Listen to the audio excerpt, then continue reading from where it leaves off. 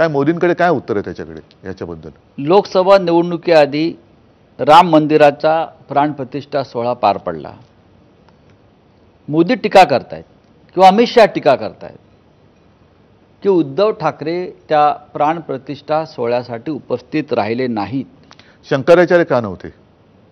शंकराचार्यांना का बोलवलं त्याचं नाही? कारण असं आहे की उद्धव ठाकरे यांनी हिंदुत्व सोडलं.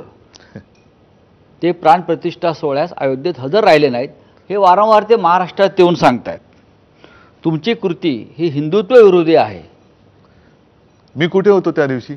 मी अयोध्येला गेलो नाही, कारण मला काय मानपान याची आवश्यकता नाहीये. मोदी जेव्हा गेले नव्हते आणि हा विषय थंड बस्त्यात पडला होता, तो साधारण 2018चा नोव्हेंबरचा काळ होता. आपणही सोबत होतो. मी शिवसैनिकांना घेऊन राम मंदिरात गेलो होतो, अयोध्येला गेलो होतो. तेव्हा मंदिर नव्हतं. अयोध्येत जाऊन रामाचं दर्शन घेतलं आणि पहिले मंदिर फिर सरकार. त्याच्यानंतर योगायोग असेल काही असेल, मी तिथे जाताना शिवजन्मभूमीची एक मुठभर माती घेऊन राम जन्मभूमीला गेलो. एक वर्षभरामध्ये म्हणजे पुढच्या नोव्हेंबरमध्ये राम जन्मभूमीच्या राम मंदिराच्या बाजूनी सर्वोच्च न्यायालयाचा निकालही लागला. आणि योगायोग असेल त्याच पुढच्या महिन्यात माझ्या ध्यानीमनी नसताना मी मुख्यमंत्री झालो. मी मुख्यमंत्री झाल्यानंतर सुद्धा परत गेलो. मी मुख्यमंत्री झाल्यानंतरही गेलो होतो. आणि जेव्हा हे राम मंदिराचं त्यांनी तिकडे सगळं जे काही केलं, शंकराचार्यांनी त्याच्यावरती टीका केली. आणि मी सुद्धा असं म्हटलं की तुम्ही शंकराचार्यांना एक मान सन्मान देऊन बोलवायला पाहिजे होतं. तुमच्या आजूबाजूला शंकराचार्य नव्हते, पण भ्रष्टाचारी सगळे होते. आणि 22 तारखेलाच तुम्हाला सर्वांना माहिती आहे, तुम्ही सोबत होतात, मी काळाराम मंदिरात गेलो होतो.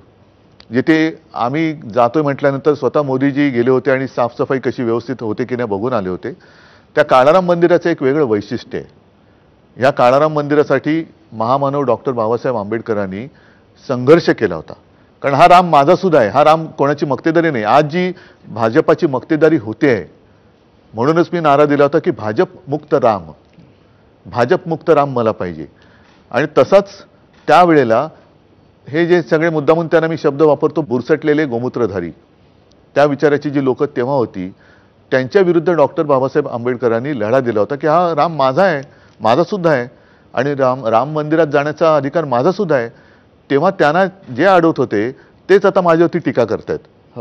आणि त्या काळाराम मंदिरामध्ये मी जाऊन तिथे गोदावरीची पण आरती केली आणि राम मंदिर होते त्याचं मी स्वागत केलं. मात्र राम मंदिर हे सर्वोच्च न्यायालयाच्या निकालामुळे झालेलं आहे.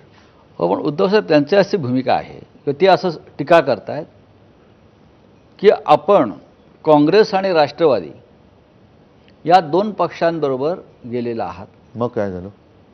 आणि त्याच्यामुळे तुम्ही औरंगजेबाच्या विचारांना पुढे चाललाय आणि तुम्ही औरंगजेब फॅन्स क्लबचे आता मेंबर झालेला आहात. हा काय प्रकार आहे? यांना वारंवार औरंगजेब आठवतोय.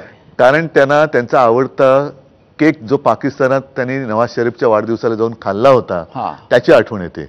पाकिस्तानात जाऊन बिन बुलाए मेहमान, हे पाकिस्तानात जाऊन नवाज शरीफचा केक खाणारी लोक, हे मला औरंगजेबाचा फॅन म्हणू शकत नाही. कारण औरंगजेब सुद्धा गुजरातमध्येच जन्मला होता आणि तो जसे हे दिल्लीत गेले तसं औरंगजेब आग्र्यात होता.